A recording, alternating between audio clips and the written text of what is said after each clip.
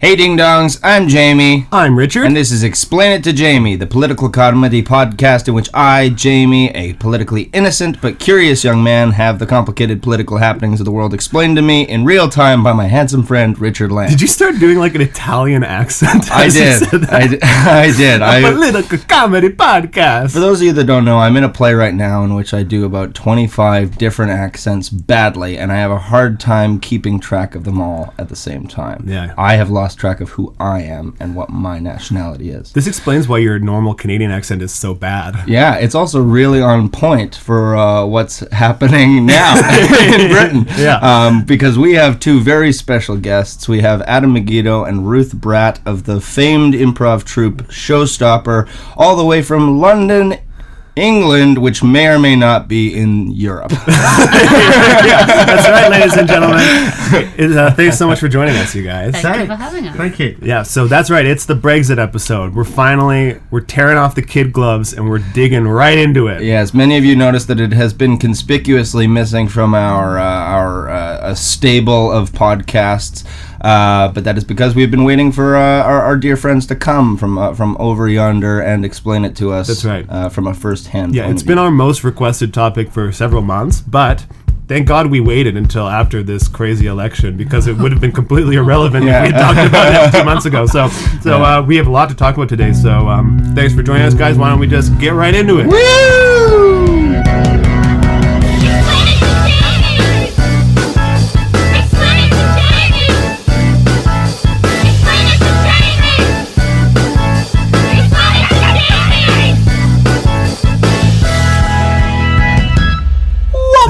Whoa. What do you guys think of the theme song?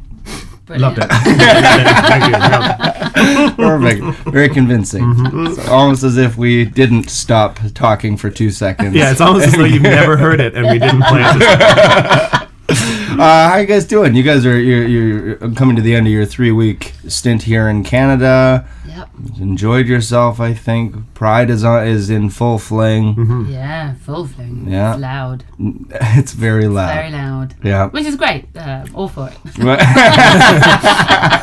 Just like to sleep. Yeah. Right. I've heard great buzz about your show. I've been hearing. Oh, good. Things, yeah. Great, thanks. Thank you. Yeah. Yeah, So it's been great. if you can get a ticket, go. This podcast will come out after they've left. But Get a time machine Yeah, and a ticket. A time machine and a ticket. Go back in time and go to the show. that's right.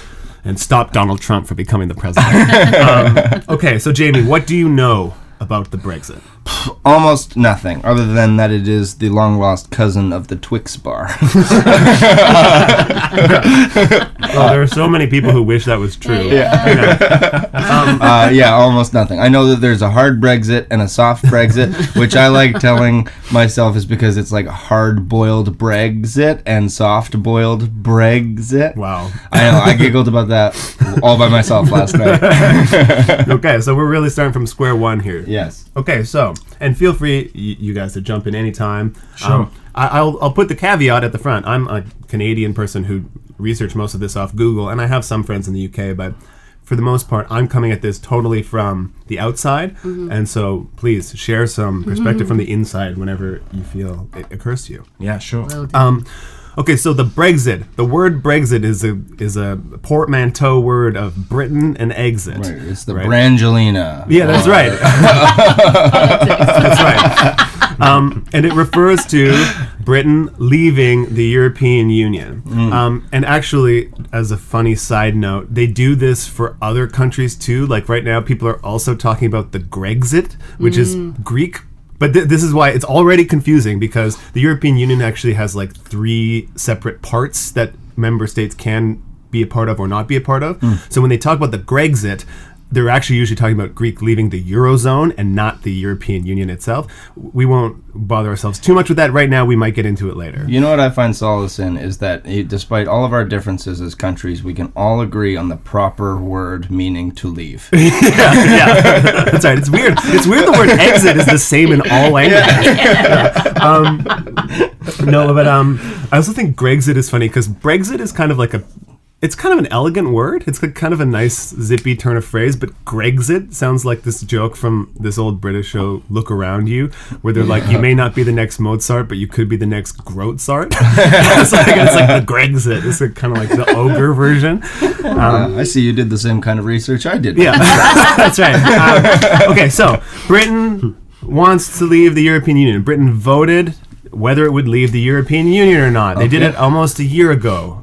Just over. Pretty much. Yeah. Almost to the day. Yeah. It's like we're like 3 days past the vote date or something like that. Okay. First question: where are you guys going? This is the question. Are we actually unhooking the UK, sailing it out a bit further? Well, we can't take Ireland with us, so we have to kind of go round. Yeah. Ireland. I mean, it really is the crux of the problem. So where do we start here? Why don't we start with what's the European Union? How about that?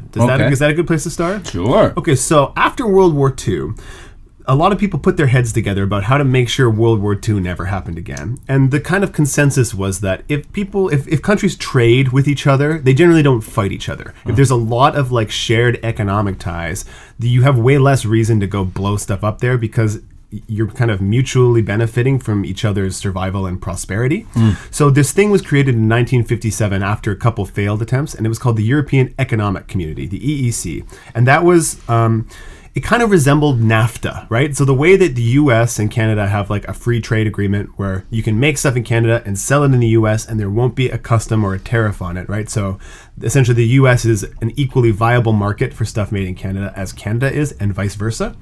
They created a version of that in Europe, and slowly but surely, kind of a bunch of different states in Europe started signing on to the EEC, the shared market. This is what's called the shared market now.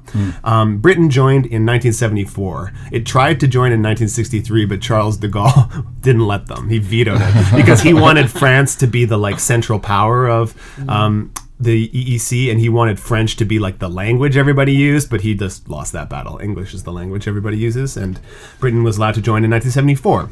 Right. That's kind of interesting that Europe was formed as sort of a countermeasure to another world war, and now we're like, we've had enough of that. Well, I mean, this is one of the last things we'll talk about, but like, is the EU a good thing and has it done its job? It's kind of an open question, you know? And we'll talk about that as we go on. But so then in the 80s, like I'm just going to gloss really quickly over this. I don't know the history that well, but basically Margaret Thatcher got in a big dust up with the EU and kind of renegotiated Britain's terms of being in the EEC on kind of more favorable terms for Britain. She was really hostile to it, and that's kind of like obviously joining the EEC has always been sort of a controversial thing in Britain. It's always had its proponents and its detractors, but the 80s was a time of like real hostility kind of from the British government to the EEC. And I'm looking like questioningly to just make sure I have all of this kind of correct. I mean, really, the 80s we were hostile to everyone. Yeah, right. It wasn't us, right? Yeah. Margaret Thatcher there. Yeah. And this kind of led into, in 1993, what we now know as the European Union was fully created. And along with that, the Eurozone was created, kind of like a couple of years after that. So what are these things? The EEC is the shared market. So that's like you can sell stuff in other countries in Europe without customs or tariff, and you can invest money from different countries in other countries without getting penalized or having different interest rates or whatever. And you can move people, right? You can move labor. So it's easy to get a visa to work in one of the other countries, right? Before the European Union, when it was just the EEC, this resembled more like the Canada-US agreement, where certainly it's not easy for us to go work in the US, but it's definitely easier for us to go work in the US than somebody from like Korea to go work in the US or somebody from Russia, right? Like we have an agreement with the US. Right. So think of it like that. Now, the European Union is a vastly more integrated like political union. So all of a sudden now there's a European Parliament. It has the ability to make certain kinds of laws and regulations and bind the member states to them. It also created total free movement of people, right? So now instead of just being easy to go work there or visit there, you could just walk, like you can cross borders, right, without having to use a passport, without having to go through customs. That was one of the innovations of the 90s. When I was in London a few times ago, a cab driver of mine mentioned, he was going off about immigrants, and I was sort of quietly humming to myself in the back seat. Yeah, I think cab drivers are contractually obligated to go off against immigrants 3 times a day. Yeah, especially since he was doing it in a pretty thick accent that wasn't British. Anyway, but he was going off on it, and he was saying that the problem is that people, it's hard to get like a UK visa or something, but people will go to like Algeria, where they have less strict immigration laws, get a European visa there, and then move to London. Right. And the free movement of people is one of the most easily exploited for fear aspects of the EU. It does have strange effects. People have been moving from the poorer countries in the EU to the richer countries in the EU. There has been kind of like an influx, and there are worries about people for example, Syrian refugees entering the EU through Hungary and Greece, and then going into richer countries and draining resources. Now these are certainly issues; they're crises. The extent to which they are the apocalyptic problems that people think of them are, that's to be seen. And there's certainly a lot of racism and xenophobia and prejudice like tied up in the way people look at that. Again, I'd be super curious to hear what you guys have been hearing, how you've witnessed this, how this manifests in your daily lives. Can you imagine if they were like, fuck Syrian refugees? I mean, I do have a Twitter account, so I can imagine that. I certainly can. But before we get too far off the track, though, the final component of the EU is the Eurozone, which is the group of countries that uses the euro as the currency. And again, there's a lot of economic advantages to this. That means it kind of ties them all together as one big economy, right? So the euro is like a measure of how all the countries are doing together. It also means when you're investing money, trading stuff, you're never converting currency, you're never exchanging it, you're using one currency, right? It makes everything easier.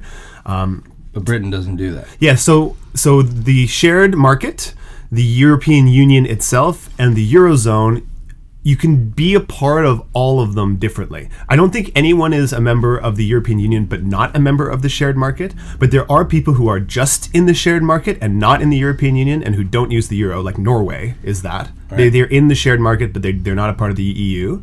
And then there are countries that use the euro but aren't in the EU, like Kosovo and Montenegro, some of the little Balkan states. They use the euro, but they're not in the EU. And then there are countries like Britain who are in the EU and in the shared market, but don't use the euro, right? So it's like kind of like every country can kind of negotiate when they enter the EU if they want to use the currency or not, how much they want to be in the shared market versus the EU.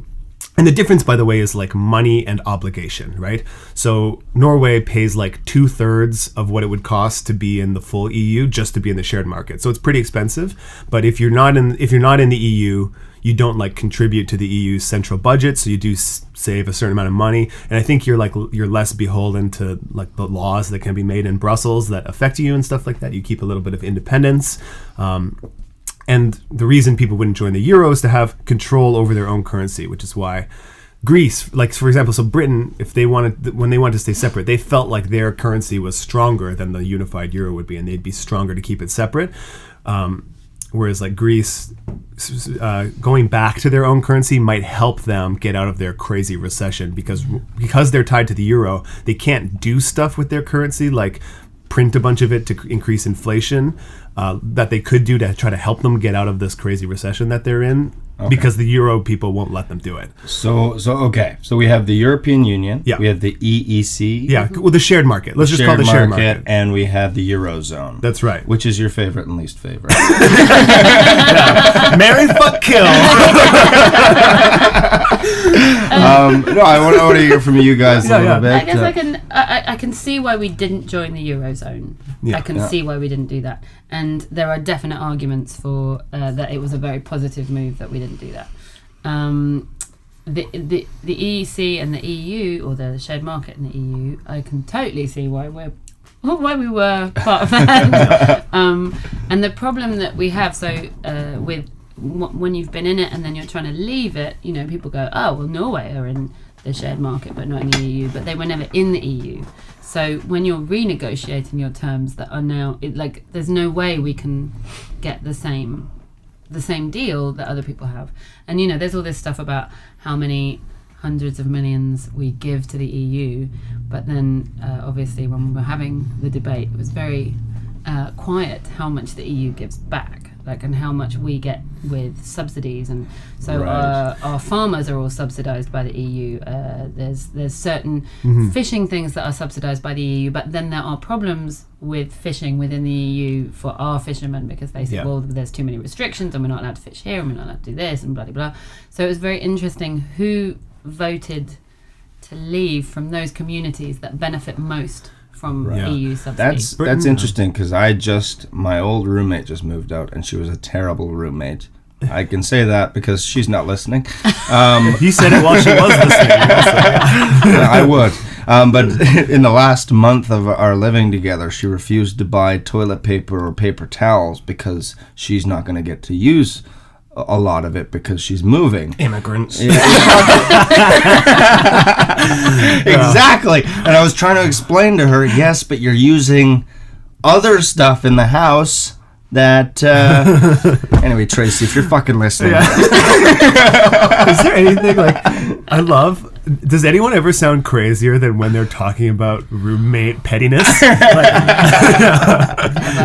always feel like the guy with the conspiracy board. It's and then she used half of the bottle of olive oil, but she didn't replace the toilet paper. The only stand-up row I've ever had in my life, stand-up nose to nose, screaming in someone's face, was over an unpaid phone bill with a roommate. It just was literally pay the fucking bill or fuck off, and he was like, fuck it. Then we both went off to our rooms and he wrote a check. And now you've just got to imagine thousands of roommates, all of whom have a really weird set of shifting agreements that nobody quite understands. And then you've got the bedrock for the argument. That's the name of it. This is the thing. I think this is worth pointing out, is that no one in Britain really understands this. Before the referendum came up, I think most people were just going along with it and not really questioning it. And that's not necessarily a good thing. There were lots of problems that needed to be addressed. Yeah. But a lot of people just didn't really understand it. And still, people don't really understand what it's all about, including a lot of British politicians clearly do not actually understand, do not have their heads around this particular issue. It's a really complicated, difficult, and hugely boring topic. It's super technocratic. It's really boring. So what's the upside? To what? To Brexiting, because for me, I don't try and hide my clear leftist slant and my liberal normalization on Facebook. All my friends and everyone I talk to and all the news that knows that I'm on the internet advertise to me this attitude that it's complicated and a bad idea and all that, and so I'm kind of sitting here wondering why it was ever thought to be a good idea in the first place. Well, we have to go back to why it happened, and how Brexit came about in the first place. So, the then British Prime Minister David Cameron called this referendum, and there really are only a couple of reasons, as far as we can see, why He's this the one referendum was called. that fucked a pig's face, right? Allegedly. Oh my. Yeah. How many people do you know that allegedly fucked a pig's face that didn't? But I love the fact that it then gets worse after fucking the pig's face. It does get worse for him. So there are two big factors as to why he called this referendum. Firstly, the Conservative Party, who've been predominantly in power for 30 out of the last 40 years. The Conservative Party has been always traditionally split over Europe. So although the party has been in power most of the time, they are divided, and you have a group called the Eurosceptics, who are people who say we should be out of Europe, we don't want to be part of the EU. Did they give themselves that name? Because that sounds like a real tinfoil hat. It sounds like an 80s band. They've all got that hair that goes over one eye. Like a band that went into the Eurovision and in defiance played anarchist or antichrist. I am an antichrist. So we have the Eurosceptics, and so in an attempt to unify the party, to shut the party up, to shut the critics up, Cameron thought that it would be a good idea to call a referendum, because if the British people say, no, we want to stay in Europe, then those guys have no more argument. Yeah, he wanted to shut the debate down once and for all. It was like the Quebec thing, like we've almost had Quebec separate from Canada twice, and both times it was a razor's edge that they stayed. But the idea, like every time there is a referendum, usually the debate really quells for a while. Yeah. But I think for I'm sure you were just going to say this. I think for Cameron, it was to consolidate his position as the leader, right?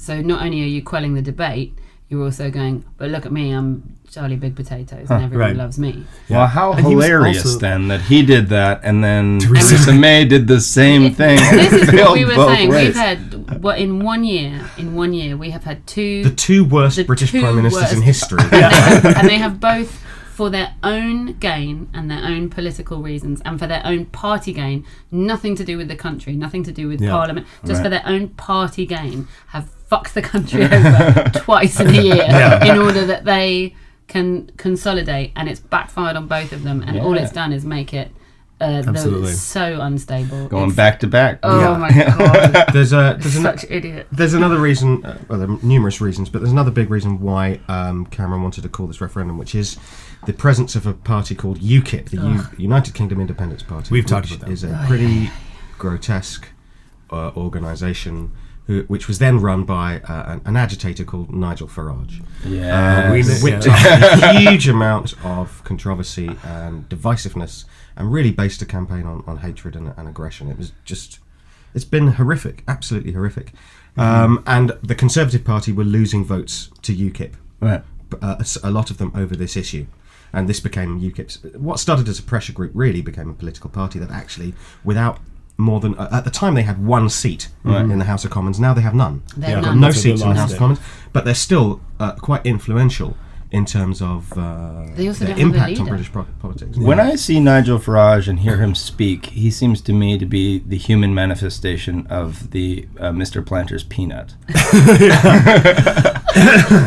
He's an unpleasant guy. He really is. I mean, and what I find amazing about him, it's the same thing with Trump, is that this man who is a millionaire, like a horrible businessman, has made all his money by shafting people, and talks like this, has presented himself as a man of the people, like the common man. And you're like, in what universe are you the common man? And a man who hates Europe, who has had a German wife, who worked for him, and could, because she was in the EU.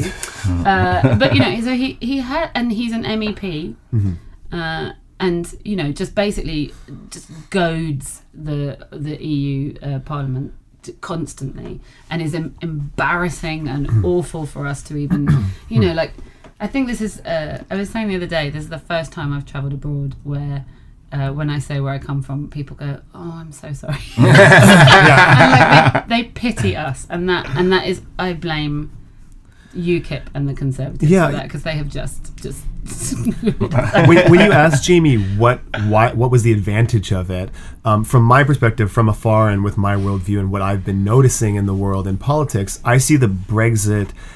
The vote, the original referendum, as kind of the manifestation of the discontent with the neoliberal capitalist agenda that has been brewing and pushing people into the far right across the world, certainly across Europe, in America with Trump and things like that. But this was kind of their version of it. You guys didn't have some annoying game show host who almost became your prime minister by saying a bunch of racist stuff, but you did have this referendum on the EU, right? Yeah. So it became, like they said, UKIP really forced the conversation about the EU as being a referendum about everyone being mad about things they felt fucked over and powerless about. So a lot of the things that were said during the campaign and that were out and out lies, were the things that people were uncomfortable with in the UK. So the fact that the NHS is being slowly eroded and kind of chipped away at and privatised very, very quietly, very slowly. And they had this bus that said, we will save 300, if we leave the EU, we will save £350 million a year that will go into the NHS. It was printed on a bus. Right. And it was on a bus. Right? It was on a bus. And then as soon as everyone voted, 28% of the country voted leave, and that's why we're leaving. They said, "Oh no, that won't. That we never said that. That won't happen." Not only so, did that's the thing. And then a lot of the stuff about immigration. So they picked on all these things that people were cross about or angry about, or just wanted to change, and they conflated it with the EU. So you've had people asking, why did you vote to leave? And there's people saying, well, because the EU say we have to have straight bananas, which is bullshit. Like you can see that we don't have to have straight bananas, because when you go into a shop, there are banana shaped bananas, right? It's not, but they have all these things that they say are rules from the EU, and there are a lot of rules from the EU that are not useful, but there are also some which are really useful, like signing up to the Human Rights Agreement, which they now want us to leave as well. Like one of the easiest to understand and probably most impactful things about being in the EU is that because it's one market, it has one set of labor regulations and like standards for everything. So it's like if you join the EU, you can't be like, we're gonna pay everyone 5 cents an hour and then everyone's gonna make all their shit in our country, right? You have to, it really like standardized wages and labor and rights and things like that across the whole EU. So that's an easy thing for people to, it's like a big benefit of being in it, really. It kind of improves everyone's conditions across Europe, but then it also, so that's something that can be lost, that's the scary thing, is thing like maternity leave. So we have the EU, and the reason why we have good maternity leave is because of the EU. The reason why we have good labour laws is because of the EU. And basically, obviously, a lot of Conservatives would love it if they could slash back those things. Right. The fact that they actually now want to get rid of the Human Rights Bill, which is... It's about time. Damn your human rights. Never before is a boy once more. And like going forward now, it looks like that's kind of what their plan might be. The Conservatives, if they're the ones who get to negotiate it, it looks like they do want to roll back a lot of the regulations and the labor rights and kind of create the term I've heard that's pretty uncharitable is like a tax haven, like similar to what Ireland is now, where like it's just a super lean, low service state with really, really low corporate taxes, where companies can just like put all their headquarters and hide all their money from the EU, and then a very small number of people will get extremely rich.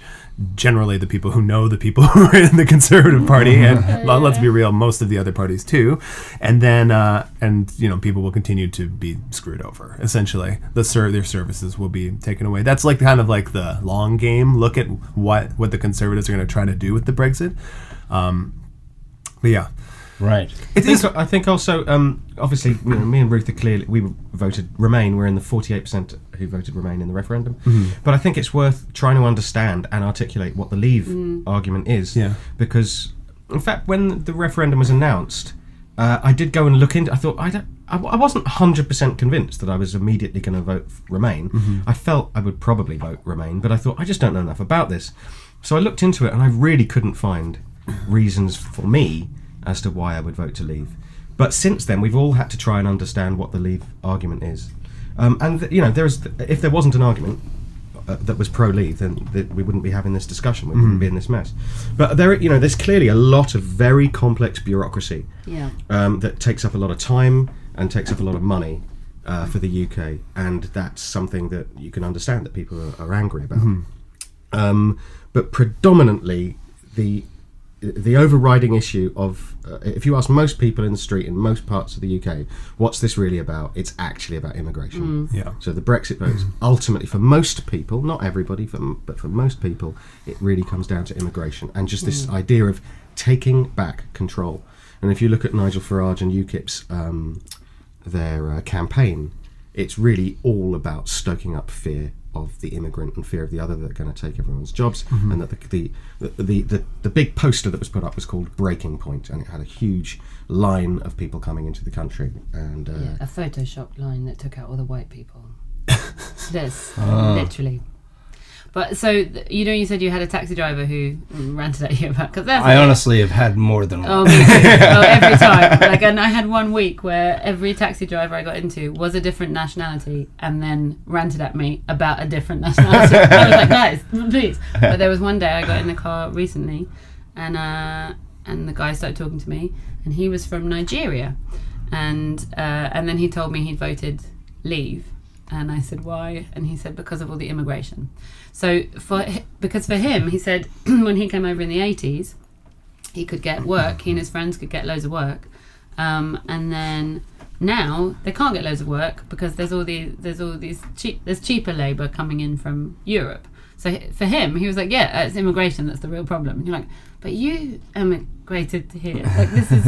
But once you're in, you don't want anyone else to come in, right? So close the door behind you. So even though the immigration that, so often the immigration that people are talking about is not the immigration that the EU is kind of in control of. Right. That kind of fear, the breaking point fear, the fact that we have too many people coming in, we really don't. We really don't. Now this leads me to a question that maybe dips my toes into some murky water, but because I try and look at those disagreements as not so black and white, and I can understand theoretically how over immigration could negatively affect an economy. Is it a case in which that I think that must be a real problem at some point at a certain threshold. Now, is this a case in which it's an actual problem, or it's being blamed as a problem, or? I mean, I don't know the numbers well enough to hard answer you, but I don't think Britain is facing immigration anywhere near the level where it would be overwhelming all their services and causing tons of problems. You are seeing that in some places in the EU where they're taking in a lot of refugees from Syria. That's becoming a little bit more of a problem, and certainly I'm sure that is tied up in a lot of the fears as well, and particularly with all of the recent terrorist attacks that have been happening. There's a complicated thing about the immigration, because so when people come into, so this is one of the things, when people from outside the EU come into the EU, they have to claim asylum in the country they land in. So that's why places like Greece and Italy have big problems, because they're on the Mediterranean, so that's where people are coming in. But then what happens is people then migrate through Europe. Now to get to England is really hard. That's hard. It's at the other side. It's the other side, and you have to cross another channel, and you have to, and they have a lot of people sneaking onto trucks and to try and get under the tunnel and all that kind of stuff. And going over the British border, I actually find is kind of akin to going over the US border a little bit. Yeah, it's a bit harder. It is hard, and I think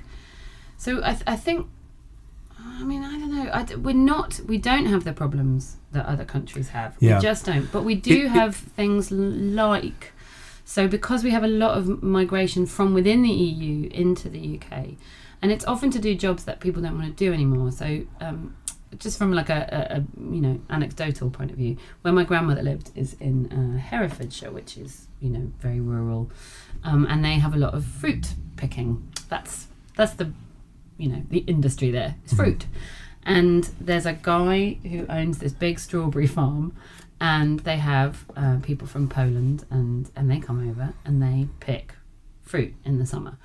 And there's a big kind of backlash against these people who are just doing a job and just picking fruit and sending money back home, and there's nothing particularly awful about them, I don't think, but there's a real anger about them being there, because then they go, well, this is our industry, but no one there wants to do that anymore. It's not like anyone wants to pick the strawberries.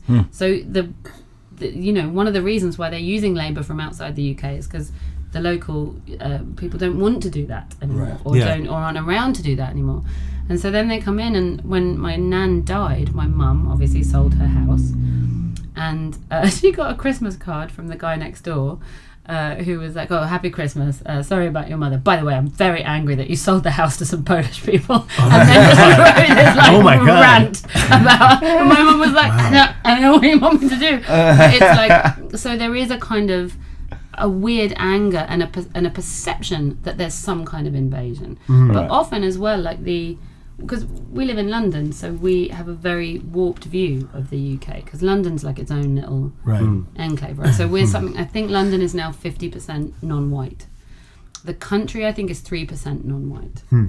So we have a really warped view of, I think in a good way, a warped view of, what our country is. I think it's why a lot of people in London did not see the result of this referendum coming, because they were living in a very different world. And that's one of the things that the referendum has done. It's just revealed all these splits in UK society that were always there, but it's just drawn them out in a different way. And it's interesting because it goes across both parties as well.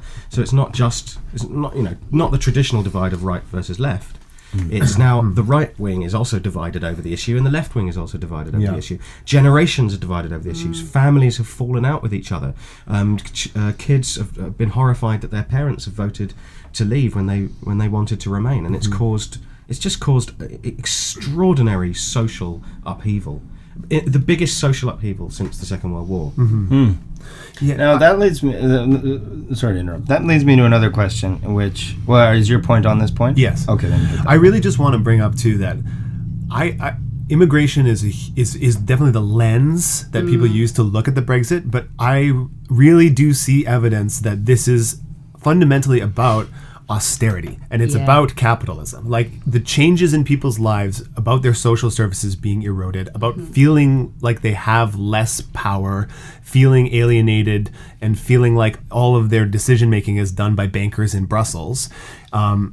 This is the same thing that is facing the US, right? And it pushes people to the right, because the right has very easy explanations about why immigrants are the problem for this. But there's also answers for that on the left. The real actual solutions to a lot of these problems, at least the most coherent ones, are being offered by the left to say, like, no, we need more equal distribution of our resources. We need to protect these things, we need to undo this capitalist consensus a little bit, which is like invisible to most people right now.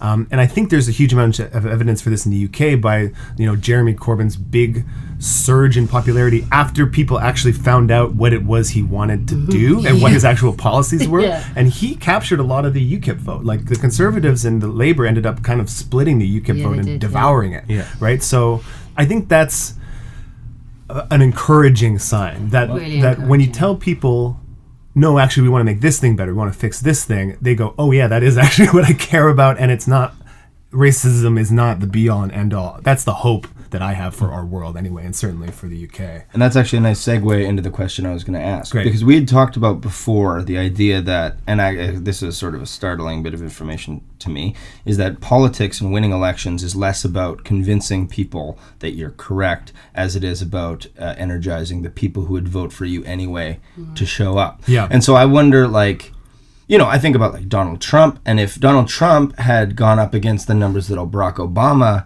had put up, it wouldn't even have been close. It would have like obliterated him. Like the difference being that not as many people went out to vote for Hillary Clinton as people went out to vote for Barack Obama. And likewise with the Brexit thing of like, when it was first announced, it was even on the docket, I kind of thought, no way they're going to leave. Yeah, and me too. And I wonder if there's any value in saying that the population itself did, as you said, London was completely caught off guard, maybe not as energized to vote, and didn't, and especially if 28% of the country was able to convince, or was able to swing it, and then you see the result of that in the election, in which we go, oh no, we didn't show up to vote, and now this happened. Now we'll show up to vote and get I think Jeremy Corbyn. There was a huge amount of political apathy up until that point, and one of the things that Brexit has done has given people the reminder that your vote absolutely counts. I mean, it was very close. It was 52% to 48%. That's really, really close. And in fact, the referendum about something so huge should never have been left to just, a first past the 50% mark system like that with no checks and balances at all. And also, this figure that we keep coming back to is only 70-something%, I can't remember exactly, 70-something% of the population voted, which meant the actual percentage of people who want to leave is something like 36-37%. Right. So we are leaving the European Union because of 37% of the population. So this whole idea of like those people who didn't go out and vote, could have made all the difference. Wow. Yeah, and I think with the election that we just had, what's interesting is because of so Brexit really, made everyone go, oh my god. And what's been very interesting is because everyone wrote Jeremy Corbyn off, right? He's been written off by the left, he's been written off by the right. And then the manifesto came out, and everyone went, oh. And what it did do was galvanise the youth vote, which is the most beautiful thing, I think, for me, is that students were going out and voting who hadn't voted. 1.1 million people joined the electoral the register, from the young age group who hadn't done so. And so you have places like the biggie, like there's a few biggies, but one with, like there was one seat that literally 2 votes were in it. Some of those elections were so tiny, close, and they had to recount constituencies. like 7 times. And then in Canterbury, which is a really big student town, they've had a Conservative MP for nearly 100 years, and because the student vote came out, and the same MP since my parents lived there when I was born, so in 1976 they've had the same MP since 1976, and he was ousted and they got a Labour MP in, and that's all because of the student vote. And you go, so if you can galvanise young people to start voting, even though we've had this like horrific event, if that forces young people out to vote. Like my dad rang us up the day after Brexit and said, I apologise for my generation. We should never have been allowed to vote. I don't know if you saw, yesterday, Jeremy Corbyn just addressed Glastonbury, and I was actually like a bit emotional watching the video. It's like hundreds of thousands of young people chanting his name, and he gave a short speech, but it was good. He looked good. Yeah, he's up there quoting Shelley. Yeah, it's like, and all these young people going, like actually, it's really awesome. Don't think we've seen this in British politics for a really long time. So No. This is in the space of the last year. There's a massive backlash. Wow. Yeah. And Shelley has seen a huge IMDb. Shelley's up. Shelley's all the rage. I think a lot more people are hearing about him. He's doing great things. I think, we'd be a bit remiss to not mention too Scotland and Northern Ireland. We can Fuck them. Let's not talk about Ireland. I think we can safely ignore Wales. I think, but so this is kind of part of the tragedy of the Brexit. Is Wales did also vote roughly in the same proportion as England to leave, but Scotland heavily voted for remaining, and Scotland in 2014 had an independence referendum that kind of narrowly passed. So Scotland almost left the UK in 2014, voted to stay, and then the UK dragged them out of Europe. So they're not very happy about that. There was a lot of speculation that Scotland would have another referendum to leave soon, although the Scottish National Party, who we talked about on our UK election episode, did not do as well in the election as people thought they would. So it seems maybe the enthusiasm for another referendum isn't as strong as people thought it would be. It might be that they've overplayed their hand a little bit there. Yeah, and because it might be also that Labour offered them a lot more actual policy and substance, right? This was kind of like the... I think there were quite a few Conservative gains in Scotland. That's right, as well. They have a really good... so the leader of the Scottish Conservative Party... is Ruth Davidson, I think, and she's quite impressive. But she's talking about blue face paint. she's really got the whole hog. But they've been talking about maybe a split between the Scottish Conservative Party and the Conservative Party because there's so much tension, especially now with the DUP, which is another massive problem. So this is where it all gets really sticky, is because you have because we have a very we have Northern Ireland and Ireland, and we have the peace process and the Good Friday Agreement in Northern Ireland, which is that's a thing in itself. Yeah, well, that's a whole new three-part episode on that. So there are, in order for that peace, which is peace, but is always kind of fragile. The DUP cannot be in power in the UK because that contravenes the Good Friday Agreement, which created peace in Ireland because of power share within Northern Ireland. Remember, we talked about this a little bit last time. Basically, the peace terms say that there has to be parity in the state, which means like equal institutionalized resources for the Catholic section of the population and the Protestant section of the population. And the UK government has to stay neutral.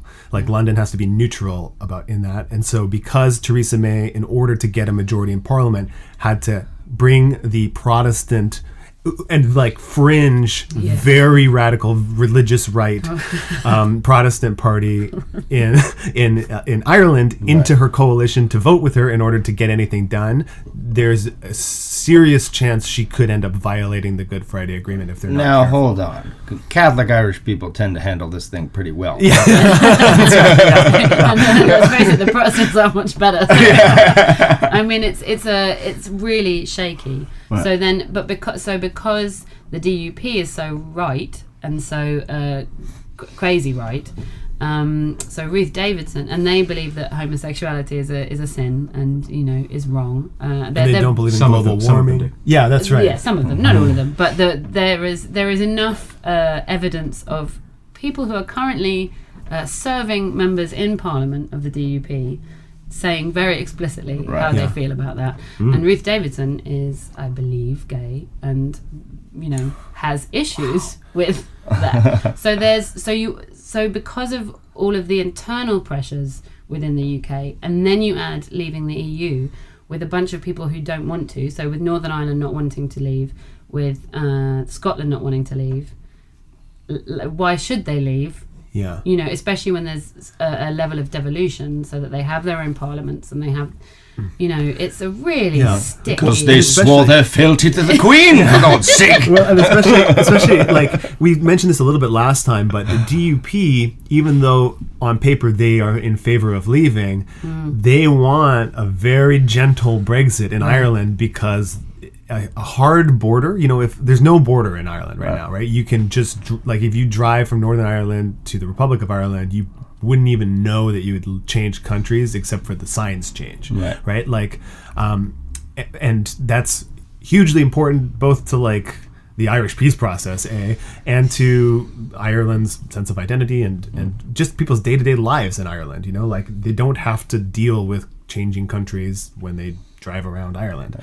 And so a bad Brexit negotiation could lead to a hard border in Ireland, and that would be a disaster. Now, that would be horrifying. So you just used a term that I want to definitely cover in this episode: the soft Brexit versus a hard Brexit. Both I find completely unsexy and boner killing. So let's roll back. Let's roll back to the very beginning. So remember, there's the European Union, the Eurozone, and the shared market. Right. So basically, the hard Brexit versus a soft Brexit it's literally a spectrum of how much EU stuff do we keep and how much do we get rid of. So the first thing that has to happen, the process for leaving the EU, there's a thing that's Article 50 of the EU Constitution, and that's like the leaving mechanism. And all it says is that once you trigger it, which Britain did on March 30th of this year, you have 2 years to leave, to figure out the terms, and then you're gone 2 years after that. So March 30th, 2019 is the date that Britain leaves the EU.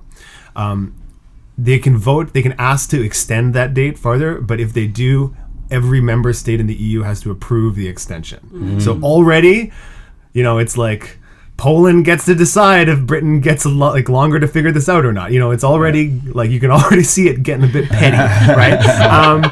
So remember the housemate situation? Yeah, that's right. Yeah, I mean, let me. I wanted to get this anecdote in, so I'll just put it in here. Some of the things that have happened, the EU is a deeply economically petty organization sometimes, and an example is it took until the mid 2000s for British chocolate to allow to be sold in Europe because the Belgian chocolate makers and the Swiss chocolate makers were trying to get it labeled as not chocolate because it wasn't good enough. Yeah, it's got so much milk in it, right? Yeah, they tried to say milk-based chocolate product. It was going to be the labeling, or even Vigilate. They tried to change the word that they use because they were all snooty about it. So it's not fun and rainbows all the time. It's a bunch of petty Swiss people trying to not be shady about your chocolate, right? Right.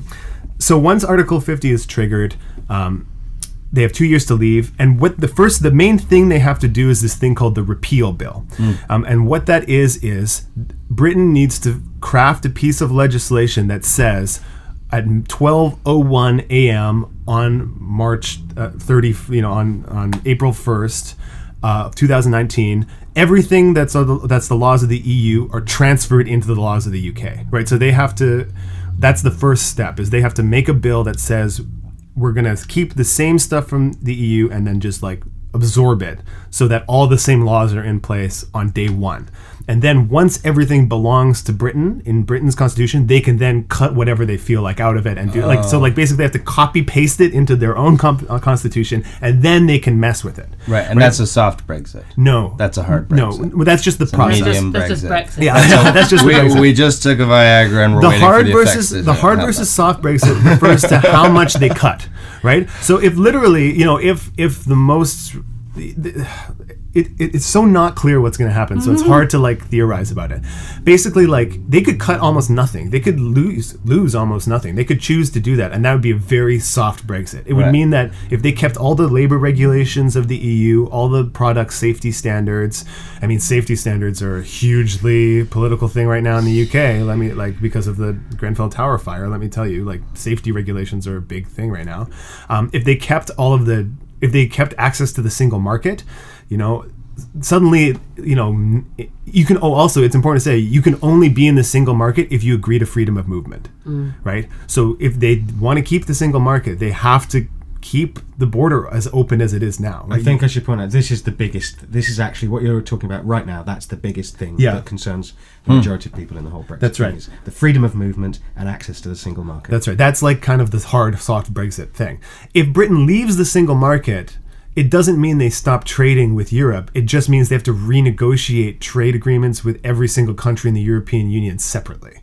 So that's 28 trade agreements that all have to be done starting in the next 2 years. And they've already fucking wasted 3 months of their 2 years with this dumbass election, right? And she came out with no mandate, right? Now they have this unstable coalition to negotiate 28, because Theresa May is a hard Brexiteer. She doesn't want to keep the single market because I don't think she wants to lose the political points on keeping the border open. It should also be pointed out that Theresa May was a pro-Remain voter, wanted to vote for Remain, but then inherited a Conservative Party that had gone through a referendum, which had therefore had to support Leave. Right, and now she's working on this bizarre time limit of 2 years, which if she doesn't get it all solved, has squandered the first third of already. And if she fucks it up, Britain sinks into the ocean. That's right. I mean, really. But I mean, and also, because if no deal is struck, and they're saying, well, no deal is better than a bad deal. Right. This isn't true. If no deal is struck, we literally have no trade agreements with anybody. We're just isolated, cut off completely. Right. Yeah, and that means North Korea is doing pretty good. So we hear. It's worth saying too. I mean, we haven't mentioned this yet. One of the most intellectually dishonest and cowardly things about the Leave people was that all of the major Leave leaders completely ran for the hills when the vote passed. When David Cameron stepped down, everyone thought Boris Johnson, the former mayor of London, who was a big pro-Leave guy in the Conservative Party, the guy wearing that yellow wig, right? Yeah. He's the guy described by John Oliver as someone who looks like a 9-year-old who spun around too much and he's going to throw up. So everyone thought that guy would step up to try to be the leader because he was such a strong Leave voice, but he totally just ghosted into the background and refused to deal with it because it is hard. Well, I think because I think one of the reasons why, and maybe I'm being unfair to the Conservatives, but I don't think I am. Mm-hmm. I think one of the reasons why they all just ghosted away, and David Cameron, who I don't know if you heard that, he gave his speech of I'm leaving, sorry I've brought you into this mess, but I obviously can't run the country anymore. Turned around, went off, his mic was still on, and as he shut the door to number 10, he went dum da dum da dum. Right. He literally did that. There's a really great meme on the internet. Find it, and they've kind of turned it into the Imperial March from Star Wars. It really isn't. It's just fucked up another country. But I think the reason why they all just literally ghosted away was because none of them actually believed it. No. And none of them thought it would happen. So even the ones who were campaigning for Leave, I don't think they actually believed they'd get the vote. Yeah. And so, I mean, you can see it on their faces when they're all standing there and the results are read out. And Michael Gove, who's like a slimy toad, and Boris Johnson, the weird child man, their faces, when they look appalled. They look appalled that they've won. Their faces kind of fall and they stand there looking a bit shocked and a bit horrified. And then they all just weasel away. And they go, oh, well, good luck, everybody. And I mean, so Gove at least went up for, went up to be Prime Minister, and thankfully isn't, because he's a very strange man. But you know, it's just a bunch of people jockeying for power within their own party, and in doing so, creating a shitstorm. Yeah, I mean, that reminds me of when I was in high school. The student union president elections were coming up, and I had noticed, obviously, every year, if you are running for student union, you are allowed to post posters to like campaign. And everyone's are always very dry and kind of unhumorless, or humorless rather. And I was like, okay, well, I will run, and I'll have permission to put up any posters I like. I can make some funny jokes. It'll be good. So I signed up, got the nomination, and and then didn't go to any meetings because I didn't want to be the student union president. Come election day, time for speeches, I didn't think I was still in the race, and someone came and tapped me on the shoulder and said, just so you know, you're going up fourth. And I hadn't put up any posters at all. And so for my speech, I just went up and effectively said, this is why I did this. I don't want to be your president, so vote for me if you wanna, but any of these other people would do a better job. And I came in second, and only by a very close margin. You were up there, like your eyes like dinner plates. Well, I was very, very close to making my school leave the Catholic school board. Yeah. Oh, good times. Yeah. There's one. We're running out of time, so I won't take too long. But there is one last point I want to double back on, which was when you talked about what was the case for leave, and you found it was generally a very xenophobic case based mostly around immigration. The political argument, right? The politicized argument was around immigration. Yeah. I was curious though, because Jeremy Corbyn's also he's in favor of the Brexit happening, and he's not against. Like you would think, oh, he's the opposition. He's got so much momentum. Wouldn't he be just hammering the Conservatives? But the thing is. This is my question. Is the EU good? And certainly it has, if you look at its job, you know, it's like it encourages trade and you know, it's a very neoliberal institution. So it really is part of this consensus that enriches the very small 1% capitalist class of our world at the expense of lots of other people. And in Britain is one of the, I think it's the worst country in the EU for wage stagnation. The average person's, like, you know, people in the poorer countries in the EU have seen a improvement in the standard of living, improvement in wages, but Britain has actually seen the opposite, and this is part of the anger, I think. People in Britain they've lost 10% of their real earnings over the time that they've been in the EU, so they're making effectively, adjusted for inflation, 10% less than they were in the early 90s, and so certainly it's part of that problem, right? That this problem, the same problem that's making people angry in America, making people angry in France, making people angry in Greece. Then the other flip side of it is, like, has it succeeded in not creating any Hitlers?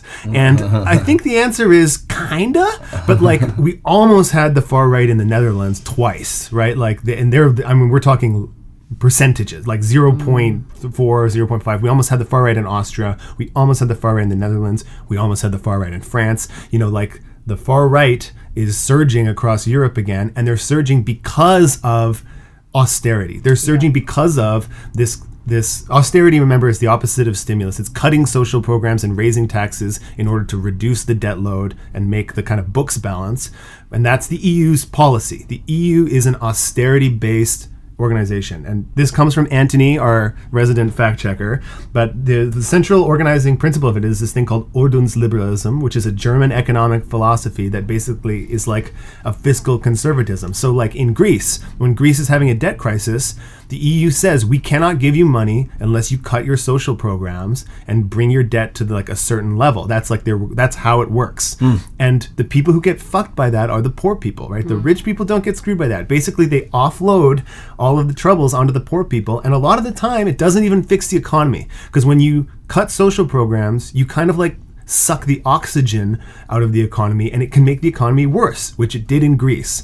So the problems that are causing xenophobia, the economic problems that make people angry at the world and latch on to these like scapegoats, are in many ways created and exacerbated by the people running the EU, who are the financial elite. Like, that's who's in charge of it. So it's not, I don't know, I'm not like an EU fanboy. I'm kind of skeptical that it can keep growing the way it's been growing, and that it holds the solutions for getting us out of this. There are clearly pros and cons Yeah, in yeah. this argument, and it's worth pointing out that not every single Leave voter is xenophobic. Absolutely. There are a large number of people who are very liberal who wanted to leave. And that, for some of the reasons that we've already discussed, a lot of them are financial, the bureaucracy, how much is tied up. So here's a figure. 2016, the UK's net contribution to the EU was £8.5 billion. So that, there's a lot of money that goes into the EU from Britain. And people are going to say, well, look, we need that money back. We want that money back. We want it better distributed. We want to control how we distribute that money. Yeah, and I think because we've also, so although we're not in the Eurozone and we have control over our own banking and all of that, we have still been living in austerity. So it's also because it's a conservative thing. So they want austerity. They believe that's a way of, I think now with the Grenfell Tower thing and all that has brought up about the inequalities within the UK, I think there's a sea change. There seems to be. Right. And I think, also because we have a big problem, especially in London, that because our property is so valuable and so attractive, what happens for us is that people from overseas they invest, because property investment in London is a good investment. But that means that there are empty houses. We have the exact same problem here. And so we have so many empty houses, but a massive housing crisis, like a huge housing shortage. And you also have, because and I'm sure it's the same here. Like we have very much, where Grenfell Tower is one of the richest boroughs in the country, and in London. It's an insanely wealthy borough, and so you have people who are incredibly wealthy looking at people who are incredibly poor, and vice versa. And so the issues of austerity are the things that create the anger and people going, we need to change something. And the EU was a very handy scapegoat. It's not to say that the EU doesn't have problems, because the EU certainly has massive problems. And I think what's interesting about the left being anti-EU is because the left are anti that bureaucracy and anti that capitalist bureaucracy. So and that's why it goes across party lines. Like it's not a simple left-right argument. But I guess the people who voted Remain want to remain because of the good things that come out of the EU, and the people who voted Leave want to leave because of the bad things that come out of the EU, which is why it's such a polarized argument, which is why it was such a close vote, because there are really great things that come out of it, and there are really bad things that come out of it. Right. So that's why it's hard to unpick. That's why it's hard to discuss. That's why it became so, emotional. And which is why it should never have been put to a referendum with no checks and balances for one man's political gain. Right. Absolutely. Don't ask the European. I know we have to go. I have one more question before we go, and this is more sort of the leading towards the future question. I've learned what the Brexit is, like more or less that it's a fucking clusterfuck. Like that's kind of what it is. Shit political hurricane. What moving forward? What has happened? Because Jeremy Corbyn has just upset the Conservative government in this election. There's now a bit of instability in the Parliament. What's moving forward? So a man who's basically been for many months branded completely unelectable has really managed to just weather the most intense storm I've ever seen. He's unbelievable. It's truly incredible what he accomplished. Well, he knows what the kids love. Mary Shelley, baby. There he is, and there he is at Glastonbury, and suddenly he's now the voice of the people, and it's an extraordinary turnaround. But he has always said that the people have spoken, that this is what we protect democracy. The referendum result clearly came in favour of leave, and therefore we should leave the EU. The negotiations began 3 or 4 days ago. They're going ahead. They're trying. I think they're going to hammer out one by one what the terms are for leaving. It's going to be slow work, and they don't have very much time to do it now. They only have a year and a half, a little more than that. And the thing to watch out for is going to be Theresa May's government imploding, if it does or does not implode, right? Because if that happens, they have to have another election, and that's going to both, Theresa May might not be the prime minister after that, and then a lot more time is going to get wasted. The thing is, too, the EU does not have any reason to be nice to England. No.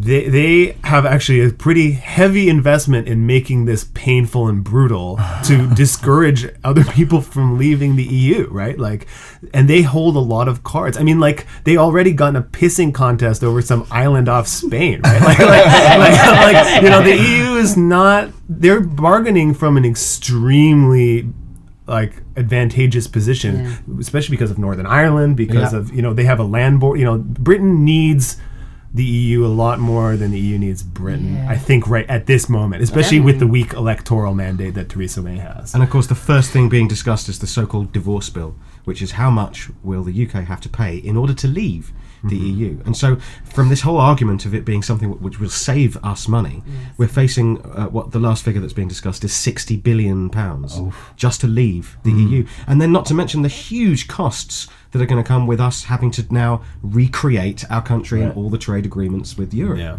And those of you that aren't from England, just, you know, £60 billion is around 30 billion kilograms. In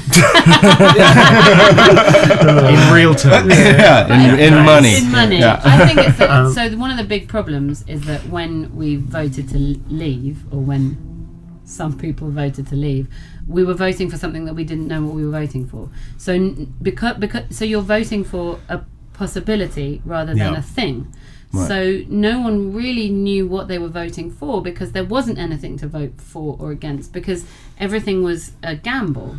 Because you're voting to leave, but you don't know what leave means, because we don't know what the deal is.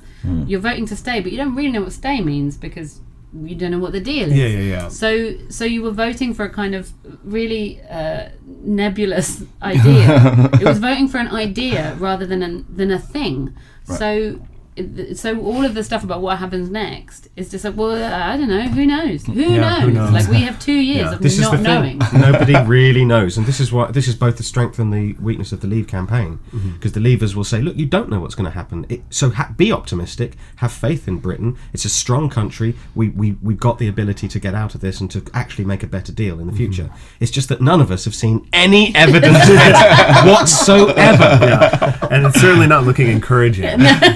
That it's gonna all suddenly make sense, you know. I think we have to. Yes, we do. You guys got to get to your show. Me and Richard have to sit in the dark, and masturbate, watch Russian traffic videos.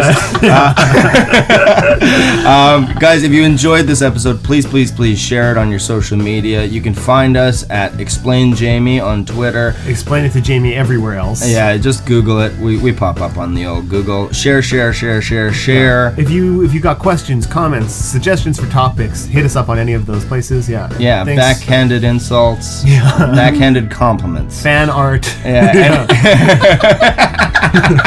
I've never heard of anyone soliciting their audience for fan art. Anyway, thank you very much. Thank you so much to Ruth and Adam for joining us. Thank you. And until next time, I'm Jamie. I'm Richard. This has been Explain It to Jamie.